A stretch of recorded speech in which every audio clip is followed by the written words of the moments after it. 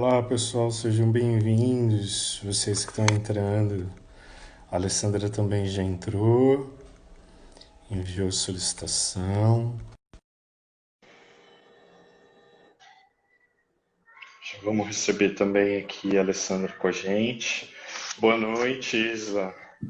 Tô adorando a Isla estar com a gente em todas as lives. Oi, a Alessandra chegou. Oi, cheguei, tudo bem? Tudo ótimo, tudo bem. Tem um perfil que se chama Coach Infantil. A gente bate maior papo e eu não sei seu nome. Qual é o seu nome? A Franceli chegou, Ai, a gente, nossa mandei até uma mensagem. madrinha.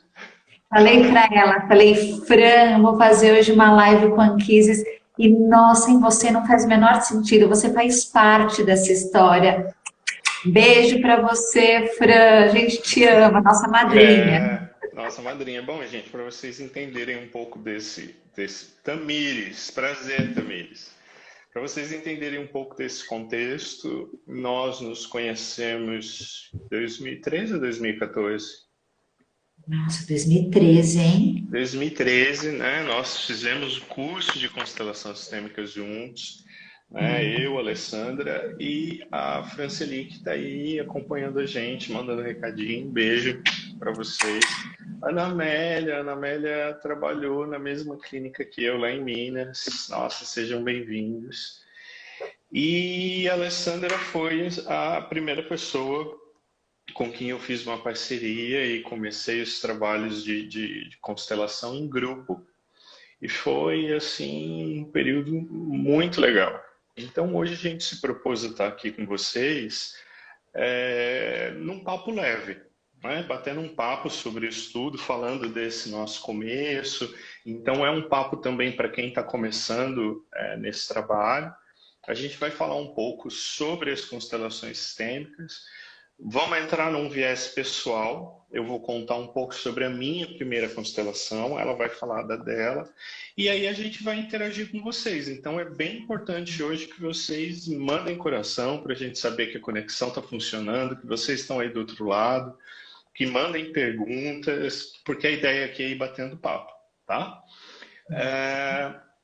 Nós temos uma ideia bem, não sei se essa é a melhor palavra, mas bem pragmática sobre as constelações, assim, bem científica, inclusive, sobre as constelações. A gente não romantiza muito esse assunto, não.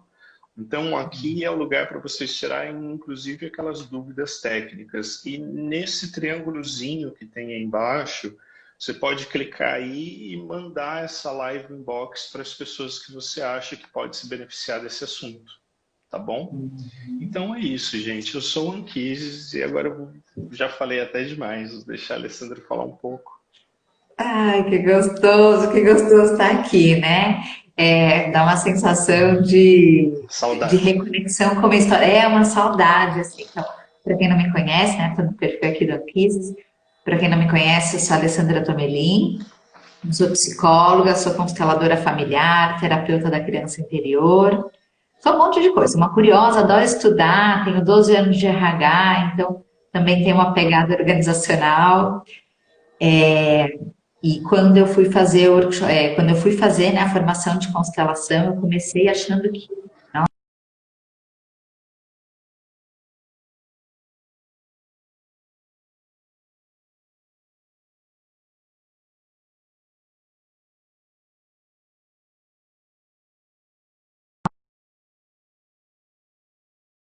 que está ruim, mas está todo mundo me ouvindo? Tranquilo? Voltou aqui para mim agora, Voltou. Alessandra. Tá bom, ótimo. Bom, então quando eu fui fazer o curso de constelação, eu estava muito focada em cuidar dos outros, ajudar os outros, tal. E ao longo do processo eu fui percebendo o quanto isso fez diferença na minha vida, né? A Assim, primeira então, porrada que a gente toma é essa, né? A gente, exato. É a assim, gente você acha acaba que com a é arrogância pro na outro. hora. Exatamente, sabe? Então, o que eu quero é que tudo que a gente for conversar aqui, a gente vai conversar de dentro para fora, sabe? E não de fora para dentro. Às vezes as pessoas falam, não, mas deixa eu entender, deixa eu... Não é, né? Assim, constelação é uma filosofia aplicada, a gente tem uma teoria que embasa, mas ela tem muito mais a ver com o sentir, com a mudança das posturas internas. Então, todas as conversas, todas as perguntas aqui, eu convido vocês a olharem para vocês, para as relações de vocês, para que a gente possa ajudar, né, assim, contribuir com a nossa percepção, com a nossa intuição, mais do lugar de postura interna, de caminhar de dentro para fora. E aí eu já vou até falar um babado aqui, gente. Quando eu fazia parceria com a Anquises, eu era toda durinha, né? Tipo, nossa, controle, script, ai meu Deus do céu, ai minha nossa. Anquis horário, Anquis a gente vai falar isso, depois a gente vai falar isso, aí para pro coffee, não sei o que, não sei o que lá. Né? Eu era a obcecada. E quando a gente começou a conversar, umas semanas atrás, eu falei, Anquises, vamos fazer assim, ó, uma live, vamos sentir. O que o povo trouxer, a gente vai entregar a serviço da vida. E aí ele falou, Alessandra, quem é você? Cadê aquela pessoa controladora? Cadê aquele contraponto meu? E eu queria, né? E eu queria que a gente também observasse sobre isso. Assim, para mim, que é uma ficha, quanto às vezes controle tem a ver com medo. Né? O quanto às vezes eu tinha muito medo de não dar conta, de não ser capaz, e quando a gente vai para esse medo, né? E que eu já tinha sido, vou falar sobre a minha primeira constelação, já tinha sido esse meu tema, esse medo de não ser capaz, de não ir para a vida, de não satisfazer, e o quanto eu ainda trazia nas minhas relações.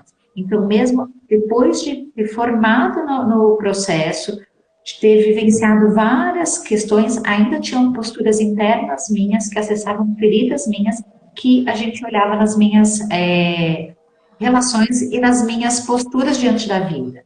Né? Então, às vezes a gente vai falar alguma coisa que, às vezes você vai fazer uma constelação individual, workshop, cai uma ficha, mas não é fácil, gente. Né? Porque, às vezes não é assim, não é tipo assim, nossa, tô curada em nome de Jesus, entendi, mudei. Tem também um exercício interno na gente, em cair umas fichas e ao longo da vida você ir se revisitando até você mudar efetivamente, de dentro para fora. Bom, acho que aqui é importante a gente abrir um parênteses, então, para fazer algumas aplicações assim. Constelação sistêmica, pessoal, não sei se todo mundo que está acompanhando a gente aqui está familiarizado com o termo, está familiarizado com a técnica, mas constelação sistêmica, familiar e organizacional é o nome completo dessa técnica, é um tipo de terapia breve que serve para tratar tudo aquilo que está envolvido com relações. E muitos traumas, compulsões, enfim, etc. Tudo isso acaba vindo das nossas relações. A gente se relaciona com pessoas, com instituições, com hábitos, com rotina, tudo na nossa vida é relacionamento. Né? Então, esse tipo de terapia descobriu alguns comportamentos default, sabe assim, quando você tem aquele aparelho eletrônico, você fala default, voltar à configuração de fábrica. Nós temos um comportamento default, um comportamento que vale para todos os seres humanos, né? E ele acessa esse comportamento default e, por isso, é possível que seja um tipo de terapia breve. Mas aqui é importante que eu fale o seguinte para vocês entenderem completamente o contexto que a Alessandra está colocando. Para fazer terapia breve, precisa ter coragem. O ajudante precisa ser corajoso e o ajudado precisa ser corajoso. Porque às vezes você entra, né, e assim, acaba achando que você vai ganhar colo, que você vai ganhar carinho, que você vai ganhar atenção, você só quer reclamar. E numa constelação, nós como ajudantes, a gente não pode nem deixar o ajudado muito solto, falando, senão acaba o horário e a gente não fez nada por ele. Né? Com poucas palavras a gente capta ali o que está acontecendo e traz informação.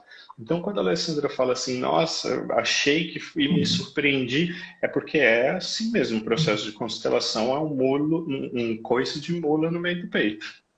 Essa é a verdade.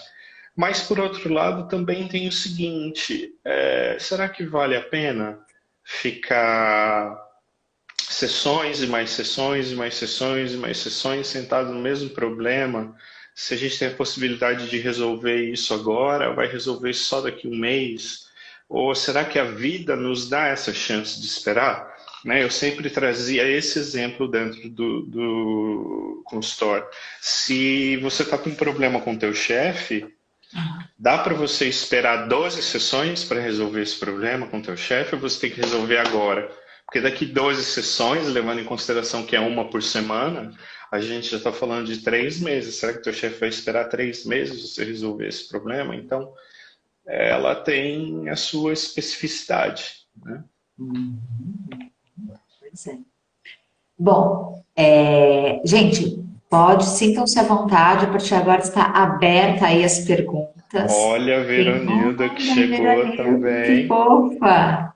Também estudou com a gente. Vai estar comigo a semana que vem, a Veronilda. Nós Ai, vamos que falar delícia! exatamente sobre isso. Nós vamos falar sobre os tipos de ajuda. Vamos aqui dissecar os diferentes tipos de atendimento. Lindo. Então, assim, sintam-se à vontade, gente. Vocês vão dando um tom. Se vocês não perguntarem, a gente fica aqui falando, porque papo a gente tem por umas 3 horas. Mas vamos lá. Então, posso? Tá. Eu queria saber da sua primeira constelação, porque eu me dei conta que eu não sei. Eu não sei qual foi a sua primeira constelação. Sério? Pois é. Nem eu com cheguei... quem, nem onde, nem se foi individual, nem se foi em grupo. Pois é, então. A primeira experiência de eu colocar um tema, de participar, foi no curso. Olha que louca. Olha. Eu senti um chamado para fazer constelação, eu entrei para fazer a formação sem nunca ter participado de um workshop e nem ter colocado nenhum tema meu. Eu fui com a cara, a coragem, toda a vontade de aprender. Não tinha a menor ideia do que estava me esperando. E aí eu cheguei no curso, e o nosso curso são 6 módulos, cada módulo são 3 dias, gente. A gente entra às 8 da manhã e sai às 9 da noite. Você sai o pó. E é só, né, o professor vai trazendo aqui as reflexões e cada um vai levando o seu tema e aí os outros vão representando. E a minha mãe, que também é psicóloga e já fez um monte de curso, ela falou assim para mim, ela falou, você vai, e quando o professor fala assim, alguém quer colocar um problema, você se joga, porque a gente se joga na vida e é assim que tem que ser, e aí toda vez que eu ia para um workshop e me jogava, eu sempre aprendia mais quando eu era cobaia, então eu estava ali atenta, quando o professor falou assim, alguém tem um tema? Eu pulei, caí no colo, né, assim, caí na cadeira. E aí eu falei para ele, eu falei, o meu sentimento, eu ainda trabalhava em RH nessa época, eu tinha saído de um casamento, eu tinha terminado um relacionamento fazia 1 ano, né? Depois do casamento eu já tinha namorado e um relacionamento que tinha me feito muito mal, e eu tinha começado a namorar. E aí, eu estava olhando muito para o meu profissional, e eu falei para ele, eu sinto que eu não dou conta, que eu não estou feliz, que eu nunca consigo, eu não me sinto segura, eu não consigo ir para a vida, eu me critico muito. E aí ele parou e falou, quem você está querendo agradar de verdade? E na hora, apareceu ali meu pai. E aí a gente foi colocando ali, né, ele foi colocando os representantes, e a gente foi observando aquela dinâmica. E aí, gente, quando a constelação começou a desenrolar, o sentimento, ao mesmo tempo que era de espanto com a minha postura, era de vergonha. Porque, como sentimento, às vezes a gente não sabe, mas a alma sabe, né? E ali naquela constelação apareceu o quanto eu me sentia do mesmo tamanho que meu pai, né? E a gente sabe que pai e mãe são sempre maiores que a gente. E eu me colocava muito igual ao meu pai. E via minha mãe como menor do que eu. Então, eu me colocava num lugar de namorada do pai.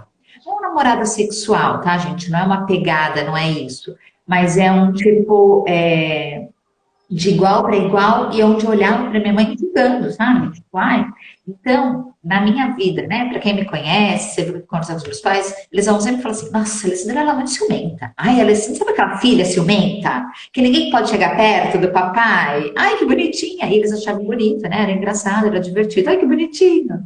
Mas, na verdade, a alma dizia uma postura muito mais de arrogância. E aí, ali, né, a gente fazer um trabalho, né, para baixar essa arrogância, voltar para o tamanho de pequena.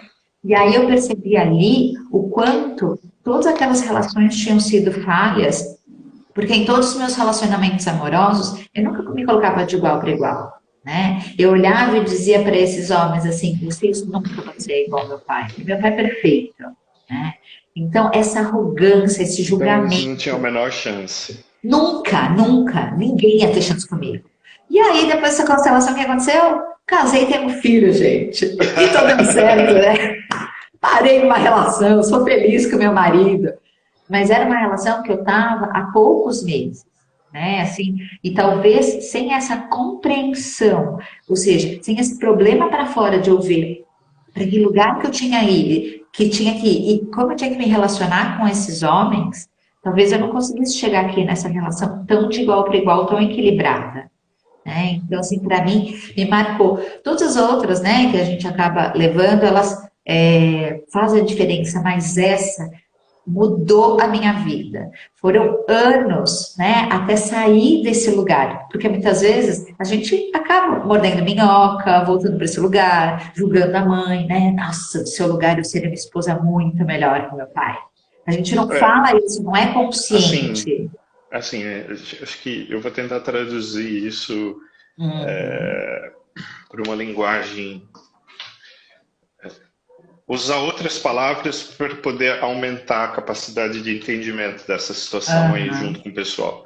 Então, o que você está dizendo é o seguinte: você se colocava numa posição de igualdade com o seu pai, né? Sempre, né? E assim, o nosso pai nos deu a vida, né? Então, assim, metade de nós já é aquele cara. E é muito fácil endeusar essas pessoas. Então, assim, quando você achava um namorado, nunca era o bastante, nunca era o suficiente. É isso que você está dizendo. Exatamente, exatamente. E aí eu acho que o que é legal, né? Porque às vezes as pessoas falam assim para mim, ai, Ale, mas isso que eu fazia, isso que eu faço é inconsciente. E o que eu sempre digo assim, é inconsciente até a gente ver. A É, partir depois do a gente momento que tá. aquilo foi colocado numa constelação, continua sendo difícil mudar, porque a gente tem todos os nossos padrões, tem feridas, né? Então a gente vai descer mais, a gente pode olhar para que ferida que acessou para que eu fosse para esse lugar com meu pai, com a minha mãe, tal, com o marido. Tem algumas outras coisas profundas, mas sai da inconsciência. Eu acho que isso é o mais é o maior presente quando a gente faz uma constelação, é Eu tirar essa acho. dinâmica do oculto, sabe assim, trazer para a consciência aquele movimento. Mas assim, Alessandra, tem uma questão na sua constelação que me chamou muito a atenção, porque você frisou bastante que foi possível então encontrar alguém e se relacionar, e se casar, e ter um filho. Quer dizer, esse momento foi muito importante porque abriu todo esse leque de informações aí, você tá dizendo. Ok, entendi. Mas assim, como é que foi poder ganhar colo do seu pai de novo? Porque numa posição de igualdade, a gente não tem Lindo, muito onde descansar, né? Agora, quando a gente se lindo. reconhece menor de novo, aí fica mais fácil também de falar assim, pô, faz a revisão do meu carro para mim, faz aquela receita de comida que eu gostava tanto, faz um cafuné na minha cabeça que eu tô precisando. Nossa, foi incrível. Eu lembro desse abraço, eu lembro de poder voltar para o colo do meu pai e da minha mãe, porque imagina, né? Se a gente tem, se o nosso pai e a nossa mãe são maiores do que a gente, eles dão conta de segurar a gente, de dar essa força, de dar esse apoio, né? É o único endereço onde a gente pode ser pequeno. O resto tudo a gente Exato. tem que ser grande. Exato, aonde eu recarrego a minha força, né? Então imagina, se eu tenho meu pai como igual, minha mãe como menor do que eu, quem eu tenho comigo? Ninguém. Então qual é o sentimento que eu vou para a vida, né? É um sentimento de insegurança, de fraqueza, que é Talvez a por isso demanda que eu aquele trouxe para o controle todo. professor. Sim, sim, com certeza, né? Assim, era não acreditar que eu tinha o que oferecer para o mundo. Porque de onde eu vim? Eu não vim de lugar Aham. nenhum, porque eu tenho um igual e uma menor, uma frágil que eu tenho que cuidar. E aí eu ia para um lugar, né, de mãe da minha mãe, de cuidar da minha mãe. Então eu era esposa do meu pai, mãe da minha mãe e mãe do meu irmão. Eu estava totalmente fora do meu lugar. Eu não tinha força, né? E eu Uhum. lembro muito desse abraço no exercício de constelação, de sentir, sabe, de poder olhar e falar. Me olhem com carinho se eu sou só filha de vocês. Legal. E aí eu não preciso mais resolver casamento de pai e mãe. Aí eu não preciso mais, né, cuidar, proteger pai e mãe. Não preciso mais fazer nada. Porque aí eu posso, desse meu lugar de pequena, viver a minha vida. E aí não fica tão pesado, né? A vida ganha uma leveza. Bom, então acho que agora, Lê, nós temos 5 perguntas já, tá? Uau, já? Já, Uau. acho legal a gente dar uma pausa para poder Tá responder bom. essas coisas. Eu quero começar do fim para o começo, porque as 2 últimas perguntas têm a ver com o contexto do que a gente está falando, depois eu vou atender a todos. A Sueli está perguntando assim: quando que você, como filha, se coloca como esposa e mãe do seu pai? Tá bom. Legal. Você foi anotando aí, que ótimo. É, aí Em que alguém tem que ter um momentos? pouquinho de Olha, controle, já que você abriu mão das coisas. tudo, olha, você viu que gostoso, gente? Porque agora eu tô na minha essência, eu vou sentindo, eu vou trazendo, eu vou compartilhando, e o Anguês que se vire. Gente, né? A gente precisa olhar, não é o que eu faço, é com qual postura eu faço, tá? Então, muitas vezes, eu posso cuidar da minha mãe, né? Se ela tá doente, se ela precisa de alguma coisa, sem ser mãe da minha mãe. Eu posso, né, assim, ter uma atitude, né, de adulta, porque hoje eu já não acesso, não sou a criança, né, eu sou adulta, com meu pai, sem sair do meu lugar de pequena com meu pai. Agora eu vou dar alguns exemplos que às vezes acontece, né, que eu escuto frases que identificam, estamos fora do lugar. Quando a gente chega e fala assim, ó, ai, meu pai parece criança, se eu não dou bronca, se eu não ameaço ele não toma remédio, né? Quem está falando isso? Sou eu pequena? Ou é uma fala de grande? Né? Quando eu sinto que eu tenho que mandar, que eu tenho que controlar, que eu tenho que coordenar a vida deles. Quando eu entro no meio dos meus pais e começo assim, ó, tipo, olha isso, né? Imagina, eu com 37 anos, tudo bem, falar, pai, eu acho que você deveria tratar a mamãe melhor, porque eu não concordo, isso aqui. Com 37, tudo bem.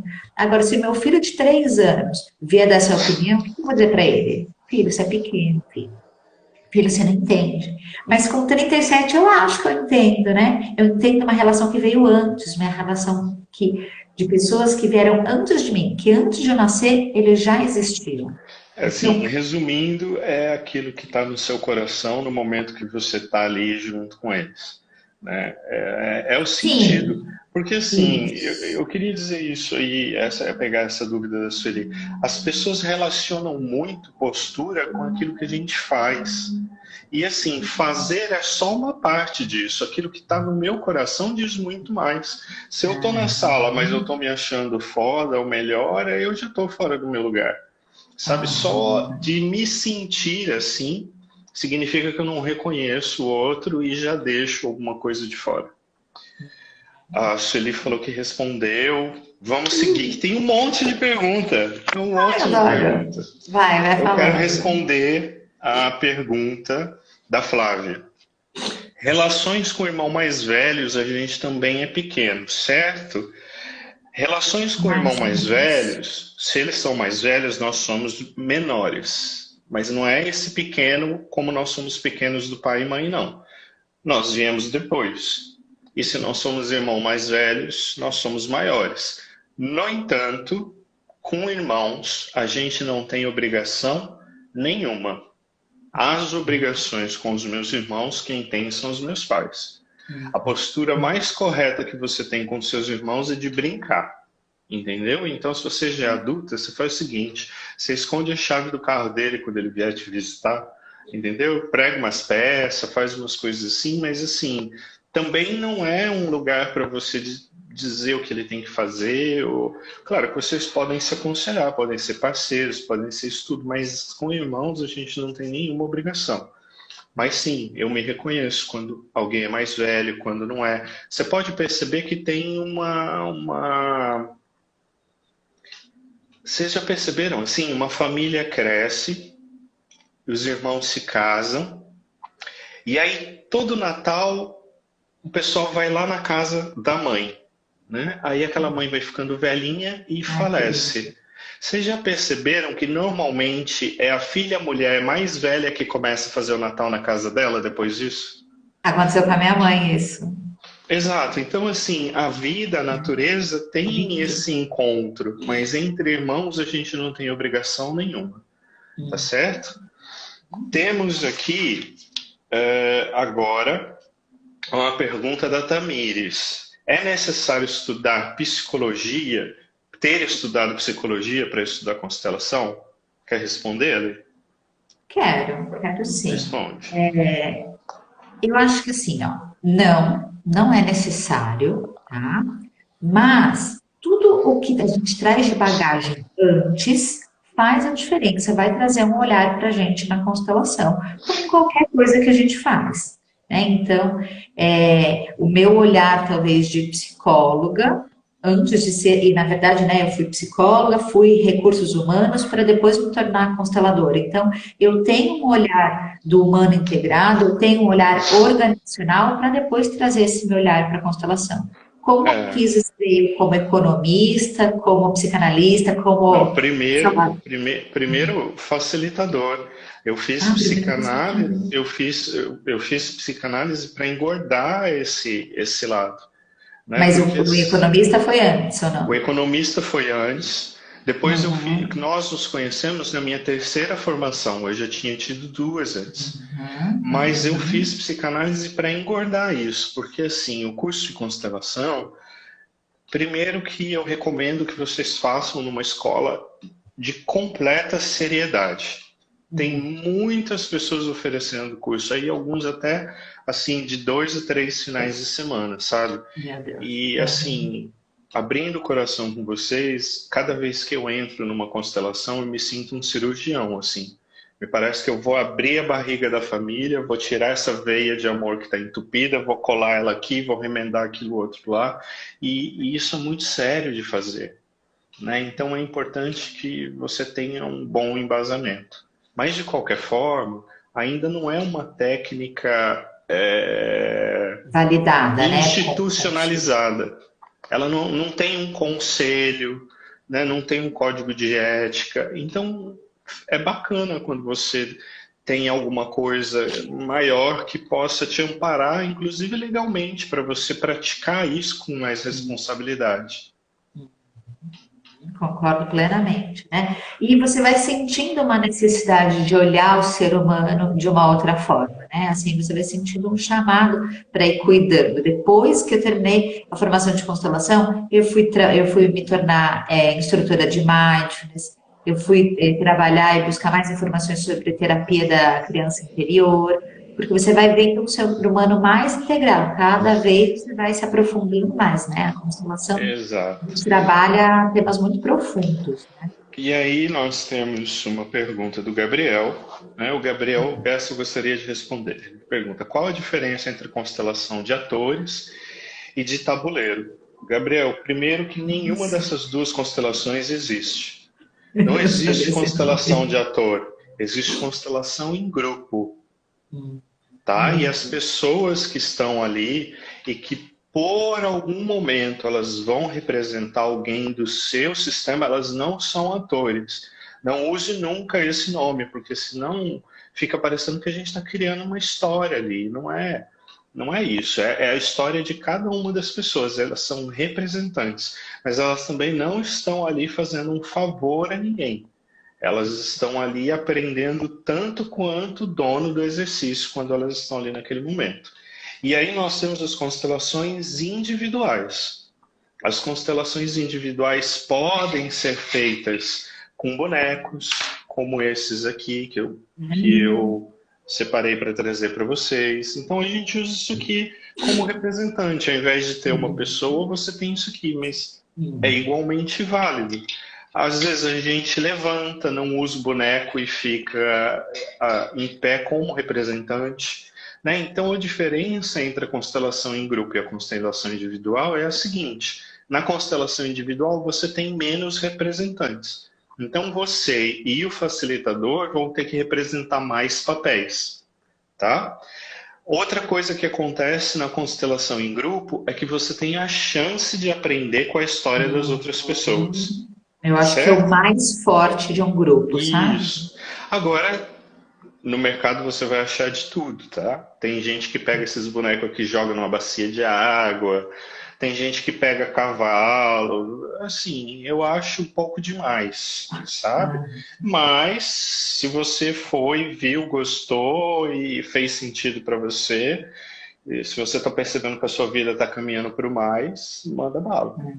ô, Kizzy, sabe uma coisa assim? Muitas pessoas me perguntam, né, se a diferença entre grupo e individual. Então, realmente, todo grupo, gente, tem uma força, né, de você estar ali naquele envolvimento, olhando a dor do outro, compartilhando, e tal. Mas às vezes o que me perguntam é a diferença entre o presencial e o online. E eu já não sinto tanta diferença. Hoje eu só atendo em sessões online. E eu vejo que a profundidade, a conexão, ela está com a capacidade do cliente de estar profundo, de estar conectado com aquele tema dele, de querer receber essa ajuda, e desse facilitador de estar totalmente à disposição, né, na postura de facilitador, conectado com o campo. As pessoas falam assim, o que é o campo? Sabe quando você fala assim, nossa, lembrei do Anquises. Aí eu ligo para o Anquises e falo assim, oi Anquises, o Anquises fala assim, menina, estava pensando em você hoje. Que é isso? A gente se conectou. É isso que a gente acaba trabalhando, principalmente no campo das constelações individuais. A gente entra nesse campo de um sutil que qualquer pessoa pode acessar. Mas é porque a gente tem todo um trabalho, a gente tem toda uma formação para conseguir acessar isso. Mas a gente vai viver, tanto eu quanto o cliente, uma constelação, esse sentir no corpo. Se você não sentiu, às vezes as pessoas dizem, ah, eu achei que era só um bate-papo. Não é só um bate-papo. É uma sessão de constelação, nunca é só bate-papo, é uma coisa bem mais profunda, né? Nós temos uma outra pergunta aqui também da Sueli. Para ser constelada, tenho que ter somente um tema específico? Quer respondê-la? Quero. Sueli, para a constelação, né, assim, você precisa trazer aquilo que dói mais, né, aquilo que você está trazendo como demanda, aquilo que você caminhou para isso. É lógico que às vezes a gente fala assim, ah, eu tenho um problema, meu marido, meu com o trabalho, isso aqui, mas o que que é que te impulsionou para isso? E às vezes, mesmo isso que você vai trazer, não é o que é o real, o que a alma está falando, o que a alma está pedindo. Então, às vezes, a gente vem pedindo o que a gente quer, numa sessão e a gente recebe o que a gente precisa. Isso é uma coisa que eu aprendi, para mim foi uma grande experiência viver esses workshops por mais de um ano, né? Vivendo os workshops com anquises e tinha uma beleza muito grande nas constelações dele, porque ele olhava para o cliente e dizia assim, ó, primeiro eu vou te dar o que você precisa. E aí ele fazia. Depois ele falava assim, agora eu vou te dar o que você quer para você não sair aqui insatisfeito, chateado comigo. E aí dava também, né? E é isso, muitas vezes o que a gente quer, o que a gente precisa são coisas completamente diferentes. Então, Eu às tinha vezes me eu esquecido chego, disso. ah, eu lembro, você viu? Não tô tão assim perdida, jogada na vida, né? Não tô tão cigana. Mas é importante a gente ver isso. Já aconteceu várias vezes da pessoa chegar para mim, trazer um tema para falar de trabalho e a gente vai olhar para uma relação de desigualdade em relação aos pais, né? Então, por isso que o tema é importante, na verdade, essa dor, essa conexão, esse foco com o seu pedido. Qual é o seu Exato, pedido de ajuda? O que você exato. está vindo buscar? Agora nós temos uma pergunta e um comentário. Eu gostaria de eu responder e você complementar, tudo bem? Tá bom, lógico. A Franciane. E quando o pai ou a mãe são falecidos? Ela fez essa pergunta quando nós estávamos falando de estar fora do nosso lugar. Tá bom. Bom, Franciane, às vezes eu tenho que responder alguma coisa e eu sinto o cheiro da ideia, mas as palavras ainda não estão formadas aqui comigo. Então vamos ver se eu consigo te explicar isso com sucesso, tá? Vamos imaginar que você provou uma comida em algum momento. E aí você criou uma ideia daquela comida. Falou assim, nossa, essa comida é muito forte. Depois, quando o tempo passou, você se deparou com aquela comida de novo e falou assim, essa comida não é muito forte. O que será que estava acontecendo? Por que que eu achei que essa comida era forte? Será que é porque eu era criança e para uma criança essa comida era forte? A comida não mudou a essência dela. O que mudou a essência foi a sua ideia, a sua imagem sobre aquele sabor, sobre aquela experiência. Quando os nossos pais são vivos e a gente percebe que a gente está fora do lugar na nossa relação com eles, primeiro a gente muda a nossa ideia dentro de nós. E porque eles estão vivos e eu tenho uma relação com eles, no dia a dia eu vou modificar aquilo que eu faço diferente. Então, por exemplo, eu chego na casa dos meus pais e todo dia eu digo que eles têm que tomar remédio na hora certa, eles têm que fazer isso, eles têm que fazer aquilo, não sei o quê. Aí eu reconheço, eu falo, gente, quando eu nasci meus pais já até transavam, eles não precisam de mim pra porra nenhuma. Deixa eu parar de gritar aqui no ouvido deles que eles têm direito de tocar a vida deles do jeito que eles quiserem. E aí você mudou isso dentro de você. E a próxima vez que você vê o seu pai e sua mãe, você não vai ficar dizendo para eles o que eles têm que fazer. Agora, quando o seu pai e sua mãe já morreu, você muda essa ideia dentro de você. Você não tem mais oportunidade de fazer no dia a dia. Mas o que conta, o que vale, que é a sua visão sobre eles, isso você pode fazer. E aí você vai perceber que ainda há um tipo de relacionamento. Há o relacionamento seu com as lembranças. Há o relacionamento seu com a herança que você recebeu deles. E quando você se harmoniza com isso, a tendência do cliente é se tornar mais produtivo, mais criativo, mais feliz, porque tem um potencial em mim que veio deles.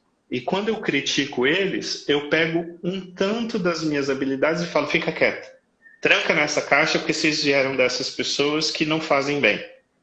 Aí quando você fala, não, tá tudo bem lá com eles, você abre uma caixinha e começa a receber um tanto de coisa e fazer uso desse tanto de coisa. Só que aí você faz uso dessas coisas da sua maneira, do seu jeito. Entendeu? Por exemplo, sei lá, se o seu pai era muito bom de piada, mas ele era sem noção e fazia piada na hora errada, você tem a habilidade de fazer piada, só que você também tem o filtro para fazer essa piada na hora certa. Pronto. É isso que importa. Você se relaciona com o legado que você recebeu deles. Lindo. Eu acho que uma coisa que é legal a gente falar sobre pais mortos é que dependendo de em que idade que aconteceu isso, né, fica uma dor tão profunda que a gente acaba parando de falar dessas pessoas, né, e a gente vai excluindo elas do nosso coração e da nossa existência. E aí um dia a gente acorda e acha que a gente nasceu da luz, né? Uhum. E aí é muito legal quando você coloca de novo essa pessoa, não importa, não é porque ela morreu que ela perdeu o direito de ser seu pai ou sua mãe. Né? Não é porque ela morreu que ele perdeu o poder de te dar colo. Né? Às vezes eu penso, puxa, está no meio de uma pandemia, eu não estou vendo meus pais. Às vezes eu me sinto sozinha, imagina aqui, ó, aquele colinho deles. E às vezes a gente pode se reconectar com essa força, fechar os olhos, imaginar eles perto da gente, se reconectar realmente com eles no nosso coração, eles não precisam estar exatamente fisicamente, né? Uhum. Para a gente estar conectado. É. O Gabriel falou assim, o Anquises é tipo Tony Robbins. Eu queria que você me explicasse isso aí, Gabriel. E eu vou. O Tony Robbins é aquele cara do meu guru? Eu não sou seu O guru? coach é um coach, sei lá, Ah, né? então você falou isso porque eu falo palavrão igual ele. Certeza. O Anquises, o Gabriel também fez uma pergunta sobre padrasto e tem mais uma outra pergunta aqui. Sim, mas tem uma lá em cima que eu tô incomodado já porque foi a segunda pergunta da live e eu não Opa. respondi ainda. Na Então a realidade, pessoa tem a ordem da prioridade. Por favor. Wesley, né? Ah, Não é nem uma pergunta, é uma afirmação. Ele fala assim: o judiciário tem utilizado essa técnica como forma de sanar conflitos. É verdade, o judiciário tem usado essa técnica como forma de sanar conflitos.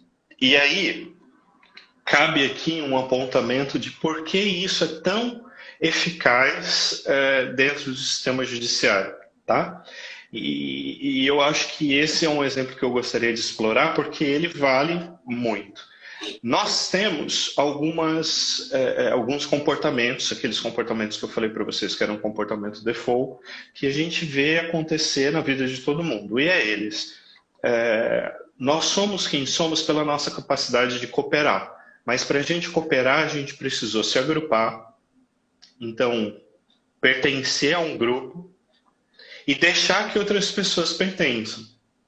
Se eu não quiser pertencer e não permitir que outras pessoas pertençam, eu não me agrupei. Então, se agrupar. Dentro desse grupo tem que ter uma determinada ordem e uma clareza de direitos e deveres. Se todo mundo for advogado, quem é que vai ser médico? A gente precisa dessa diversidade, tem que respeitar isso. E uma sensação de dívida, que é o que a gente chama de justiça. Se eu faço alguma coisa por alguém, esse alguém se sente impelido a fazer esse favor de volta para mim. Ou se eu chuto o saco de alguém, alguém se sente impelido a chutar meu saco de volta, entendeu? Isso vale para o bom e vale para o ruim. E o que a gente percebe é que a nossa consciência, aquilo que a gente fala, dormir com a minha consciência leve porque eu fiz uma coisa boa, é mentira. Eu durmo de consciência leve quando eu faço alguma coisa que o meu grupo, o grupo em que eu estou inserido, faz. Um exemplo disso é os terroristas lá do 11 de setembro. Eles sabiam que eles iam morrer jogando aquele avião na torre, eles sabiam que ia causar uma destruição tremenda, que muita gente ia morrer, mas eles estavam de consciência leve, tanto que eles fizeram. E por que eles fizeram? Porque do grupo que eles participavam, aquilo era ok. Aquilo era válido. Então, o que a gente percebe dentro de um sistema judiciário, ele se depara o tempo todo com dinâmicas envolvendo essas três leis. Mas as dinâmicas que envolvem pertencimento são muito grandes. Numa família de bandido, ser honesto é o que causa consciência pesada. Uhum. Numa família de assassinos, você nunca ter feito isso, você é uma bichinha. Se você nasceu e cresceu numa comunidade violenta, violência é o seu dia a dia. E ser diferente disso causa um desconforto. Então, o sistema judiciário percebeu que não basta você aprisionar as pessoas. Você precisa tratar com elas novamente esse senso de pertencimento. Porque se elas saem da reclusão e continuam sem saber a que grupo elas devem pertencer, elas vão voltar a pertencer a esse grupo um pouco com hábitos doentes e vão recair. Por isso que o sistema judiciário tem trabalhado isso porque vamos recuperar as pessoas. É muito legal dizer assim, vamos recuperar as pessoas, enfia essas pessoas lá na cadeia, não é esse problema meu. Mas não é o suficiente. Não estou dizendo se é certo, se é errado, se é isso, não. Estou dizendo que não é o suficiente. Em termos de sociedade, a gente precisa de mais. Então, trabalhar essa vinculação é importante. Tá bom? Gente, vocês estão entendendo? Vai mandando comentário, esse acho que foi um pouco complexo, mas eu queria falar, e aí eu já vou puxar uma pergunta aqui. Uma coisa que você estava falando aí de pertencimento, de consciência leve, de consciência pesada, que é a lealdade. A Fê perguntou assim: eu vi meu pai e meu avô falindo e no fim esse sentimento de perder tudo financeiramente me assombra. Quando a gente está falando sobre dinheiro, sobre negócio, a gente às vezes está falando sobre essa lealdade ao sistema. Eu já vi muita gente que veio de família pobre e aí ganha dinheiro, começa a trabalhar, a ganhar dinheiro, a ter sucesso e começa a ficar mal, ficar com consciência pesada, porque veio de uma família e parece que está traindo, Então, quem sou eu para ser rico diante de uma família que é pobre? Como é que eu vou ter coragem? Então começa a fazer o quê? Mas querer ajudar todo mundo, querer ajudar pai e mãe, querer ajudar irmão, não tem problema me ajudar, gente, mas é com a postura, quando a gente está na culpa, querendo compensar o que o outro não teve para que eu não deixe de pertencer. Então essa lealdade, às vezes, ela é muito forte. E aí, Fê, você precisa olhar, né? Às vezes a gente tem esse medo, né? Puxa, porque o meu pai e meu avô fizeram, eu vou fazer. Não necessariamente. Mas a gente olhar para a nossa história, olhar para essa história de homens que tentaram e tiveram fracassos, que tentaram de novo, né? E olhar e se apropriar dessa história, porque às vezes na nossa história a gente pode fazer diferente, sem julgar, de um lugar de eu posso, eu venho com um destino mais leve que os meus pais, como os meus pais vêm com um destino mais leve que os meus avós. Não é porque o seu avô e o seu pai faliram que você tem que falir. Mas às vezes a gente faz isso por lealdade. Né? A gente faz isso para ir nesse lugar diante deles. Então, o que é importante é você olhar assim, ó, que medo é esse que te assola? De repetir ou de não pertencer? Né? Não sei se faz sentido, se queria complementar, Kises. Não, tá, Tá? tá completo. Acho que já fomos. E tem aqui um zilhão de novas perguntas. Vamos lá. Tem uma pergunta de um perfil chamado Saúde Integrada. Ela está assim: Foi responde a essa. minha, por favor, que está com o Alê. Qual que é? Acabei de responder, acabei de falar, essa do É, pai e do era sobre o avô. pai. Então tá bom, já Isso. foi. Aí tem aqui a Dan, Denise. Mesmo os filhos tendo uma consciência mais ampliada, cabe esses filhos respeitarem e não tentar ajudar? Denise, eu acho que você está depende. fazendo essa pergunta para mim, mas você já sabe a resposta. Olha só as palavras que você usou. Cabe aos filhos respeitar? Claro que cabe. Claro que sim. Respeito é bom em todas as situações, nessa também. O que você está fazendo é simplesmente tentando arrumar um argumento para continuar indo lá se meter. Agora, o que eu queria mostrar para você é assim: é, nós vivemos aqui, os nossos pais vivem aqui. E aí a gente pega um fato que aconteceu aqui e julga com esse contexto e acha que o nosso julgamento é melhor. É melhor na nossa vida, na vida deles a gente não sabe. A gente não sabe nada, nem, por exemplo, quando a gente vê alguém muito doente, está teimando porque não quer tomar o remédio na hora certa. Sabe, a gente acha que tomar o remédio é a melhor coisa do mundo, mas e se a pessoa não está mais afim de estar viva? A gente não está na pele dela, a gente não sabe o cansaço que aquilo carrega, a gente não sabe nem se aquela pessoa tem uma obrigação de estar viva. E normalmente a gente faz isso com as pessoas que já criou todo mundo, já teve uma vida de sucesso, já teve um casamento de sucesso, já está ótimo. E é uma exigência nossa que aquela pessoa fique um pouco mais, por exemplo.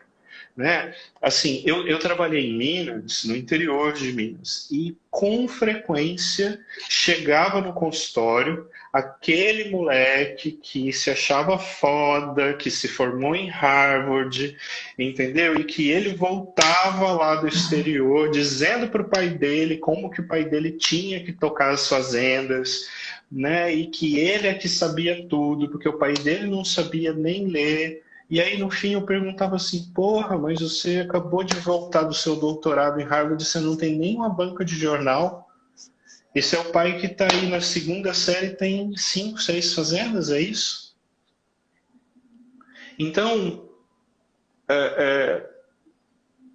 às vezes a gente tem sim que sair do nosso lugar. Por exemplo, se alguém tiver tido um infarto e você tem técnica médica, você tem esse conhecimento. Você dá uma ordem direta. E assim que você perceber essa ordem, você imediatamente volta para o seu lugar. Sabe? Sim, eu e a Alessandra, a gente sai do nosso lugar o tempo inteiro também. Só que esse conhecimento faz com que a gente perceba mais rápido. E aí a gente pode voltar para o nosso lugar mais cedo, com menos prejuízos.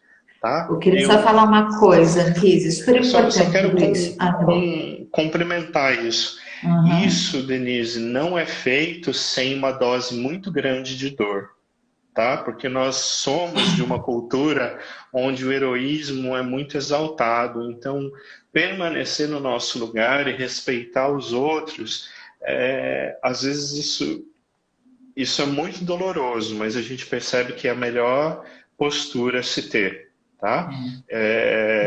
Não é fácil. É isso que eu ia falar, sabe? Que eu acho que é super importante, que assim, quando a gente está se relacionando com os nossos pais, não importa a nossa idade, não importa a idade dos nossos pais, nós estamos nos relacionando através da nossa criança interior. Tá? E nenhuma criança gosta de ver pai e mãe brigando, pai e mãe sofrendo. A gente não dá conta dessa dor, né? Se eu, né, assim, se eu começar a brigar com meu marido, meu filho vai entrar no meio, né? Porque ele não quer, é metade dele com metade dele que ele quer que se amem para sempre. Então, quando a gente vê os nossos pais brigando, se machucando, fazendo alguma coisa, é lógico que acessa uma tristeza na gente. Porque a nossa criança, por amor, ela quer que os nossos pais sejam felizes para sempre e que vivem numa redoma para sempre. Então, acho que é importante você acolher essa dor, de você saber que, assim, vai doer, que é a sua criança que está falando aqui, e aí entender que, às vezes, você precisa se afastar, né? Então, os meus pais brigam, eles são psicólogos fantásticos, mas às vezes eles brigam. E o que que eu faço? Eu falo, pai, eu não dou conta de ver. Então, eu me retiro. Eu me retiro para que eu não precise sair. Agora, quando ele fala assim, eu sou foda, eu é que dou conta. Ai, se eu não tô aqui, esses dois não se entendem. Aí eu sei do meu lugar. Porque aí eu vou para um lugar de alta importância. E aí eu preciso ser necessária nessa relação e aí desengringola tudo, sabe? Então acho que é isso. É bem Eu importante a gente queria, olhar. eu acho que tem uma forma ainda de complementar essa resposta. Do nosso lugar, nós temos muita força, muita força. E se você aprender a dialogar do seu lugar, né? Então, assim, vamos aqui usar um exemplo. Imaginem que vocês são os meus pais e eu sou filho de vocês. E vocês não querem tomar o remédio na hora certa. E aí eu chego e falo, porra, sabe que é hora de tomar o remédio, depois você vai ficar doente aí, né? Poxa vida, não facilita também. Qual é a emoção que isso aí gerou em vocês?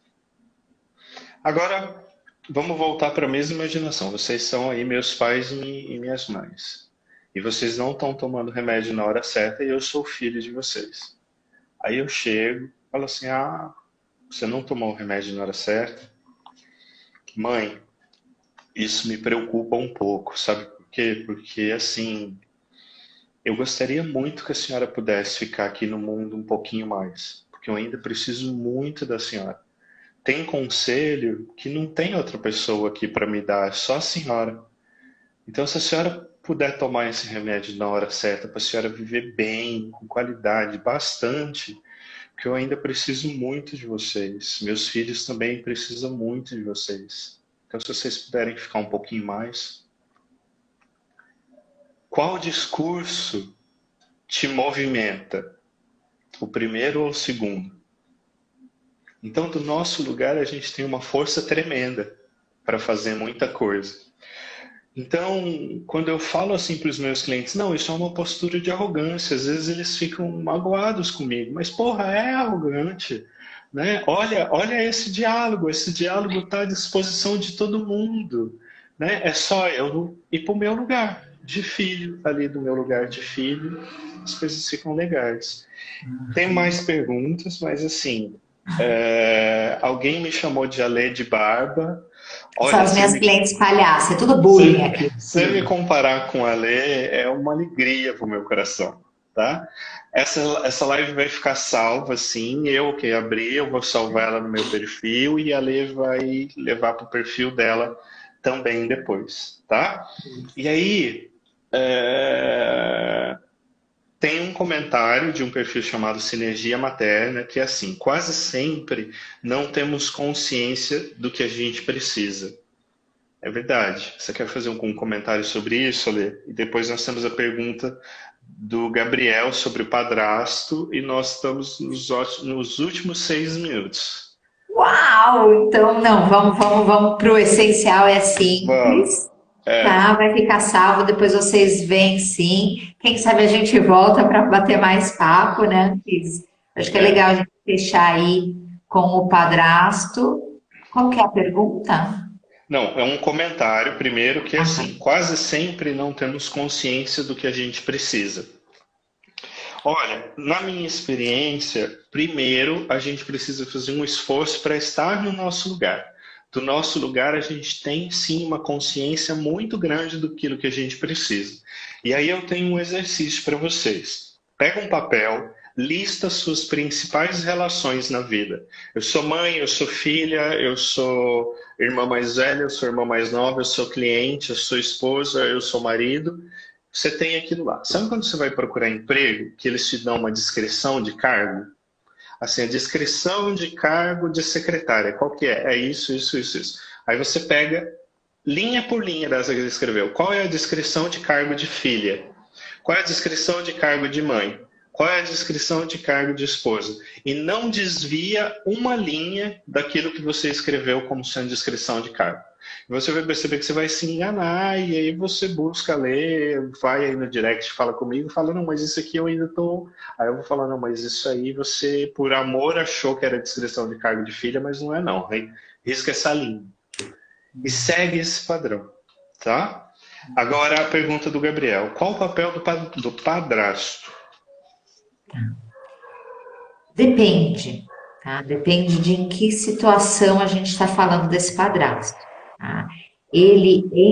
O padrasto, ele entra na família, tá? Então ele geralmente vem depois dos filhos.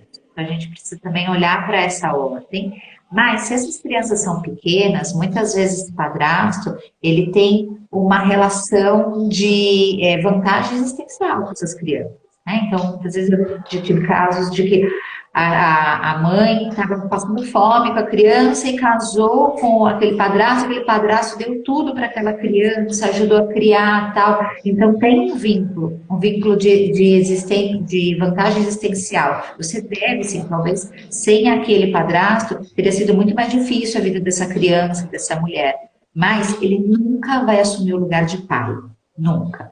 A gente tem um pai e uma mãe que colocou a gente no mundo. Quando a gente fala de pai e mãe, a gente fala sobre esse homem e essa mulher que se conectaram aos seus corpos e através dos seus corpos te deram a vida. É o seu portal de vida. Todos os outros são pessoas incríveis na sua vida, a quem você deve amor, gratidão, muito carinho por todas as vantagens existenciais. Mas adotivos, padrasto, madrasta, avós, todos fazem parte e tem sim a nossa gratidão. Mas a nosso elo de força é com o indivíduo e a indivídua que colocou a gente no mundo. Porque é daí que a gente veio. Se você quer se dar bem como padrasto, em primeiro lugar, seja grato ao pai biológico dessa criança.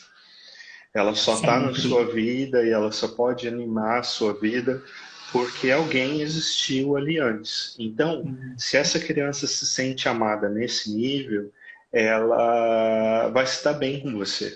Ela não vai criar casos, ela vai ouvir seus conselhos, né? Porque afinal de contas vocês estão convivendo na mesma casa, no mesmo ambiente, e é importante que vocês se deem bem, né? Então, assim, o respeito por essa ordem. O padrasto também precisa entender que ele não tem prioridade. Ele chegou depois da criança, né? Ele vai se tornar prioridade daquela mulher quando essa criança estiver mais velha, que aí a mãe pode voltar a atenção dela para o marido novamente, mas até uma determinada, né, mesmo num casamento, se você é pai, não padrasto, por alguns anos, né, os primeiros anos da criança, a prioridade da mulher passa a ser completamente a criança, depois é que ela retoma o olhar dela para o marido, tá bom? Exatamente. Gente, a gente vai encerrar aqui, porque falando em marido, eu tenho que assumir meu lugar de mãe. Só mais um minuto, Olê. Ai, você adora ser chamada. Vai, então tá bom. Um minuto. Fala, gato. pouco. A gente vai fazer a segunda parte, eu nem contei da minha constelação. A minha Não primeira constelação. acredito, você Não falei vê? nada. Não acredito. Eu fiquei pensando, eu falei, nossa, que safado, né? Ele me colocou na roda e nem abriu a dele. Vai ter que fazer a segunda para ele contar umas palhaçadas, gente. Não acredito. A gente combina essa segunda e avisa vocês aqui no perfil. Adorei, adorei. Foi muito legal. A Renata está dizendo que com o pai e com a mãe nós temos um fio transparente que nos liga sempre. Renata, eu adorei que você assistiu isso ontem e trouxe isso aqui para todo mundo. Muito obrigado por ter trazido. E sim, vamos ter a segunda parte, sim. A gente vai combinar isso direitinho. Vai ser sim. né? É uma conexão que fica, eu e o Anquises, né? Eu acho que uma vez ele falou, né? A gente é complementar e é mesmo, né? Às vezes tem uma pegada que bate mais aqui, faz carinho mais ali, juntos É. caminhando, a gente vai